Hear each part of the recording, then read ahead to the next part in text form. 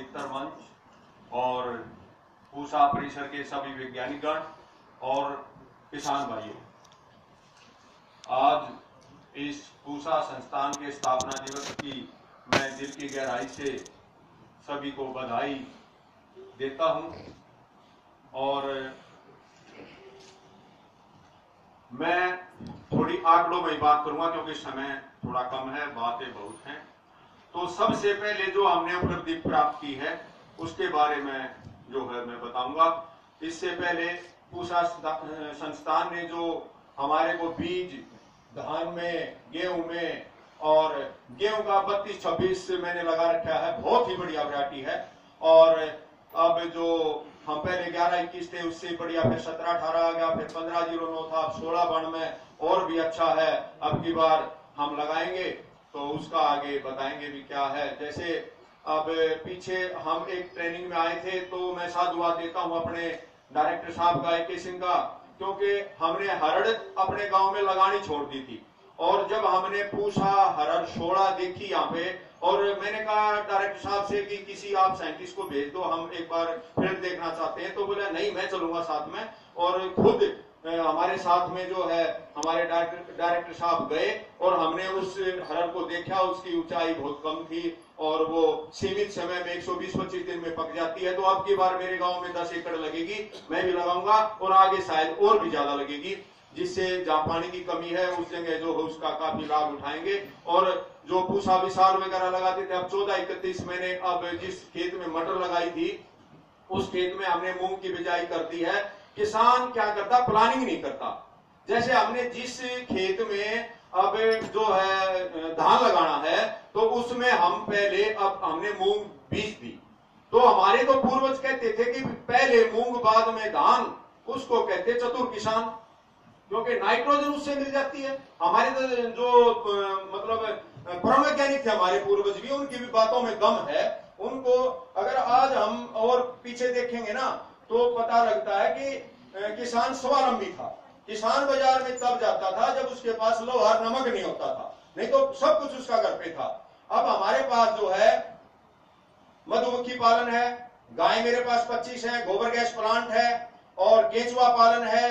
तो इस तरह से हमने जो उपलब्धि प्राप्त की है। और अब हमने जो गोबर गैस प्लांट की सैलरी है, गैस तो हमारी 35 लेबर मेरे फार्म पर रहती है, उसी का खाना, मेरी गाय का दलिया सब उसी से बन जाता है। और उसकी सैलरी तो रामबाण है। जैविक खेती में, जैविक खेती कमाई के साथ साथ भलाई का काम भी है और यह व्यापार नहीं, जीव मात्र का उपकार भी है। क्योंकि इसमें जो हमारा प्रोजेक्ट खाके और स्वस्थ हो रहा है और एक हमारी जो खाके जो बीमार हो रहा है, तो उससे जो है हम एक भलाई का काम भी कर रहे हैं। और हम दिल्ली में बैठे हैं, हमारे पास मृदा स्वास्थ्य कार्ड योजना नहीं है, फिर भी हम अपनी जमीन का स्वास्थ्य चेक करवाते हैं। क्योंकि हमारे को पता है कि धरती बलवान तो किसान धनवान। धरती जब तक बलवान नहीं होगी, उसमें कार्बन या और कुछ नहीं होगा, तब तक किसान। अब हम जो फसल लगाते हैं उसमें अगर धरती जीवित है, अच्छी, उसके अंदर सब कुछ है, तो एकदम फसल जो खिलखिला के चलती है। और हमारे यहाँ कहते थे कि बोती खेती खसम ने खावा है। बोती खेती मालिक को खा जाती है, क्योंकि उसमें खरपतवार जब भी रुकती है, जब फसल अपना जो है मल्च कर देती है, फसल धरती को ढक देती है, तब उसमें खरपतवार अपने आप रुक जाती है।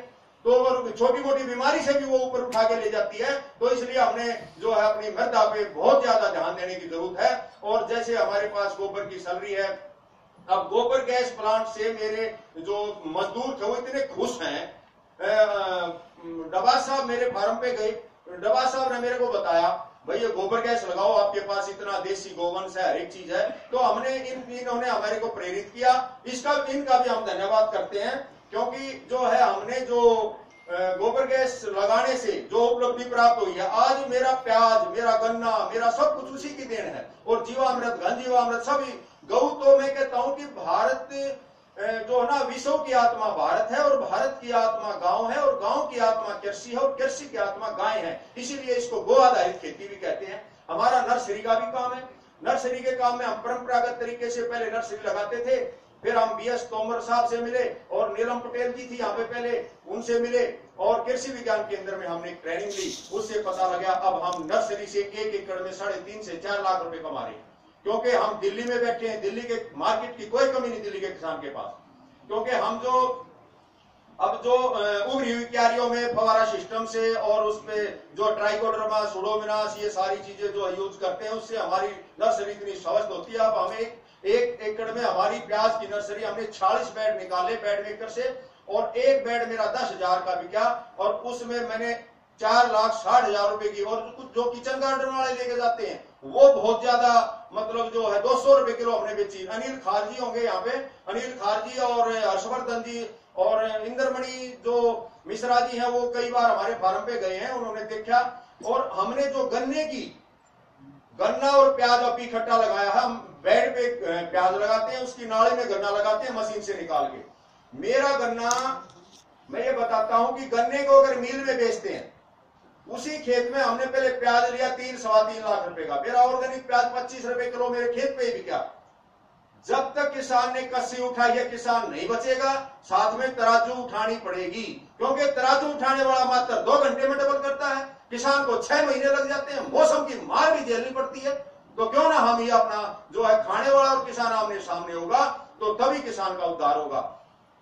अब हमने जो गन्ना लगाया, उस गन्ने का हमने किया कि अभी अगर उसी गन्ने को हम मिल में बेचते हैं तो 1 लाख से 1.25 लाख रुपए का है, और उसी गन्ने को हमने रक्षा और जूस वाले को बेचा 600 रुपए क्विंटल, तो हमारा गन्ना 2.5 से 3 लाख रुपए का है। और उसी गन्ने से हमने जूस की मशीन लगा रखी है हमने खेत पे, जूस में अगर कोई गन्ने को निकाल दे तो 8 से 7 लाख रुपए का 1 एकड़ बैठता है। और उसी गन्ने से हमने सिरका बनाया, 1 क्विंटल गन्ने में लगभग 50 लीटर सिरका निकलता है, और उसमें मतलब रस निकलता है, उसका हमने सिरका बनाया, 100 रुपए लीटर हमने अपने खेत पे बेचा। तो इस तरह से 1 क्विंटल गन्ना 5,000 रुपए का भी किसान बेच सकता है। और उसी गन्ने का जो छोटा गन्ना होता है, जो रक्षा वाला लेकर जाता है, उसमें आनाकानी करता है, उसको हम अलग रखवा लेते हैं, और उसी गन्ने से हमने जूस निकाल के अपना जीवामृत बनाते हैं, तो उसी गन्ने के जूस से बनाते हैं, अपने गाय का दलिया में हम उसको डाल लेते हैं। और जो हम घन जीवामृत बनाते हैं, जो गोबर गैस की सलरी में अपने अवशेष मिला के, और उसी को हम उसमें जो है रस को भगा देते हैं, और उससे जो हमारा जो बनता है, तो हम गन्ने का इतना यूज है, और उसका जो अगोड़ा है, उसका जो पत्ता है, उसी पत्ते से मेरी गायें पेट भरती हैं, और उसकी पत्ती को हम चारा मशीन में काट के अपनी गाय के नीचे बिछा देते हैं, जो वो गोमूत्र में रात को भीग जाता है ठंड में, उसी को हम अपनी गोबर गैस की सलरी में मिला के बहुत अच्छा खाद तैयार करते हैं। इस तरह से एक दूसरे का पूरक था। किसान जो है बहुत कुछ कर सकता है, क्योंकि हम दिल्ली में बैठे हैं। अब हमारे पास मैंने एक मॉडल और तैयार किया है।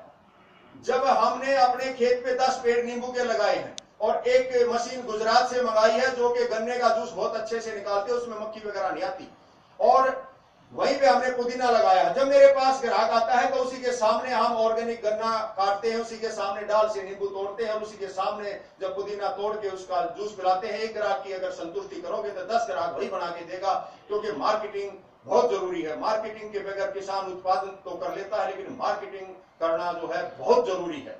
उसको सोचना पड़ेगा मार्केट की चाल को।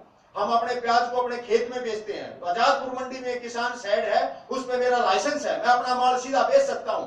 लेकिन अब मैं 5-6 साल से वहां भी नहीं बेचता, क्योंकि वहां मेरा ट्रांसपोर्ट का खर्चा है, पल्लेदारी का खर्चा है, मेरा समय है, और भी मार्केट फीस भी देनी पड़ती है।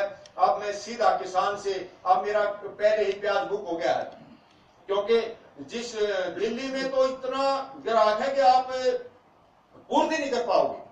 और भी जो मेरे प्रेरणा स्रोत हैं, हमारे यहाँ बैठे हुए हैं जो है भारत भूषण त्यागी जी, इनसे भी हम, जैसे हल्दी है, हल्दी हमने लगाई, हल्दी को हमने अब जो है अपनी हल्दी को 80 रुपए किलो में कच्ची हल्दी हमारी बिकी सारी। तो इस तरह से किसान अपनी आय को जो है कई गुना कर सकता है, डबल नहीं।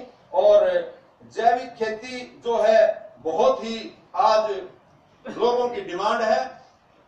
आज हम जैविक खेती से जो है बहुत कुछ कमा सकते हैं।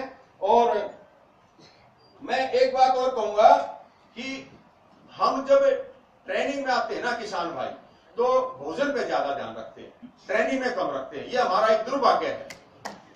ये जो है मतलब मैं ये कहता हूं, ट्रेनिंग में जितना पसीना बहाओगे ना, तो युद्ध में खून कम बहाना पड़ेगा। हम ये पीछे ट्रेनिंग थी मेरे से, यहाँ पे डॉक्टर साहब ने कहा कि आप तो सत्यवान जी सारी बातें जानते हो क्या?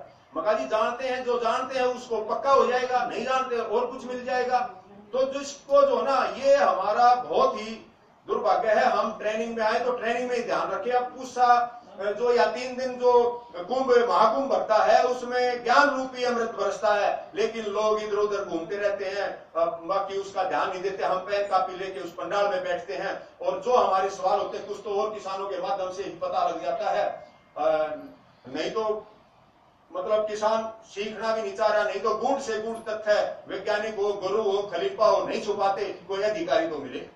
धन्यवाद। जय जवान, जय किसान, जय अनुसंधान।